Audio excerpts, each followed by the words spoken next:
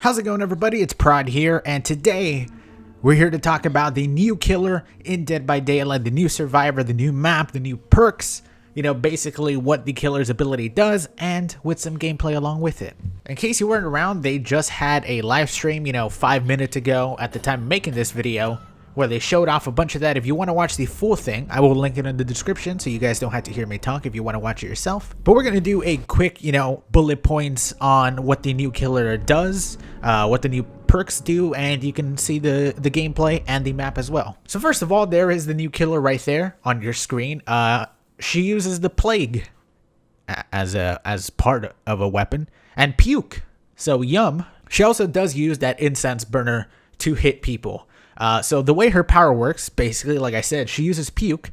She pukes on people. She can infect the survivor with the plague. While they are infected with that, the longer that they stay, infected, the worse it's going to get. The more actions they do, when they run away, when they vault, when they throw down pallets, when they, do gens, it's just going to get worse and worse. But the survivors that are infected can also cleanse themselves with these fountains that they have around the world. But what that also does is it corrupts the fountain and it allows the killer to get another addition to her puke. From the looks of it, the puke actually doesn't hurt anybody until she gets this power. After a survivor cleanses themselves, I'm guessing she goes up to the fountain, absorbs, the rest of that plague, the sickness, and that puke becomes more potent, allowing it to actually hurt the survivor. I'm guessing it's like a one-hit thing too. I'm guessing it's not going to be, you can puke on them and then immediately puke on them again and then, down them pretty quickly. She can also infect different things around the world.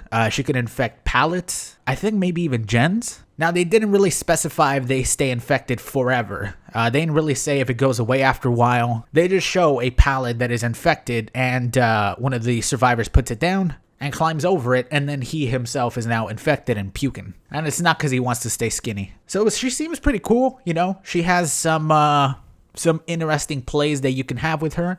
Obviously, you're not going to really be able to see if she's good or not against especially decent survivors until at least the player test build, which they did specify was going to be coming out sometime this week. Probably sometime around Friday or Saturday, most likely. Now let's go over her perks. The first perk, Dark Devotion. Basically, what the perk does is you hit your obsession. Upon hitting them, you basically transfer over your terror radius to them.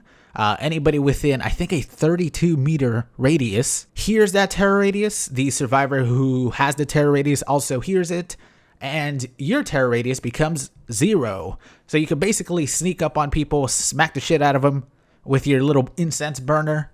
And that's going to be for a couple of seconds, and it is on cooldown, so you could use it multiple times throughout the game. And I believe that hit only works with the incense burner itself. The second perk is Infectious Fright.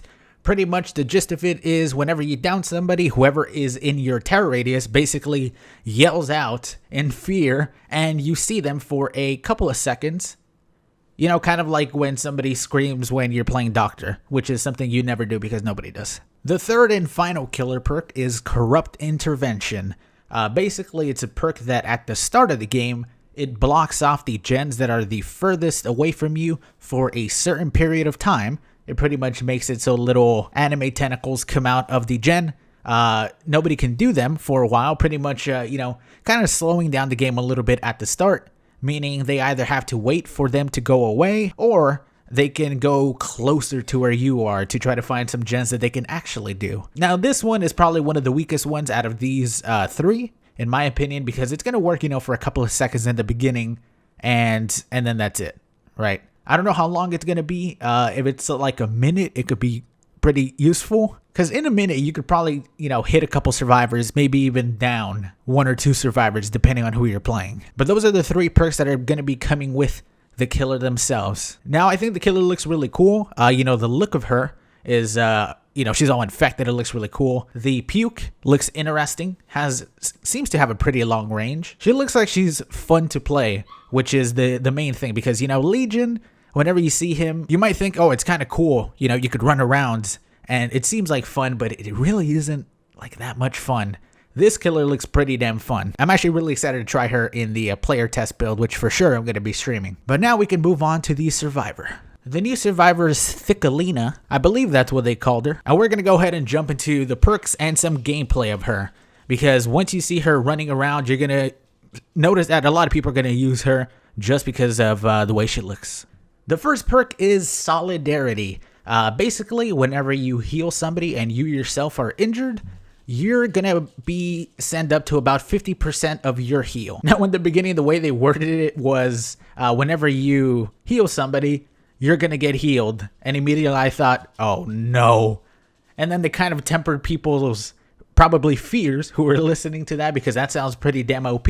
But right now what they're messing around with is 50% of your own heal bar, which, you know, seems kind of fair. The second perk the survivor has is Poised. Basically, after finishing a generator and you run away, you leave no scratch marks for 10 seconds. Pretty simple and straightforward.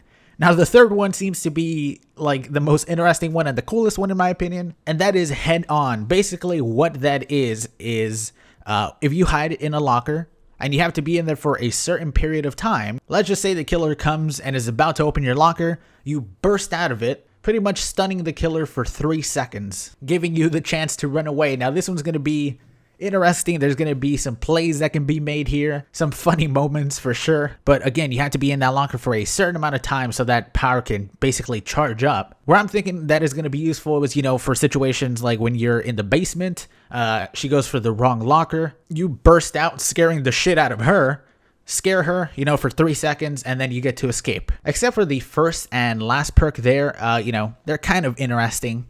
They're not too bad. Nothing here really seems overpowered, which is good.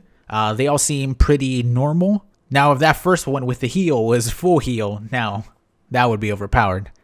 But so far, it seems pretty straightforward, man. The killer looks fun. The survivor, THICCCCCCCC, is good to look at. Some pretty interesting perks. Are people going to run these except for, you know, in the first week and not run shit like sprint and burst, balance landing, quick and quiet, decisive? Probably not. I could definitely see some people running some of those perks for the killer on different killers. I don't know about her too much, but it all looks good, man. Like I said, the player test build, when we're going to be able to play the new killer and the survivor and the new map, that's going to be coming out later on this week. This is going to be, you know, pretty much the second chapter that I've been here right from the beginning. I can't wait to play it. I can't wait to upload some gameplay on it. You know, they didn't really show more other than the little bit that I did show you guys. But it all looks really cool. And that is going to be it for this video. Just a very quick information video, I guess. Still got more videos going up later today, including a Dead by Daylight one. So I hope you guys are looking forward to that. Thank you guys very much for watching. If you think the new killer looks cool and you're excited to play it, consider dropping a like. It really helps out the channel. Thank you very much for watching, and I'll see you all next time. Peace, everybody.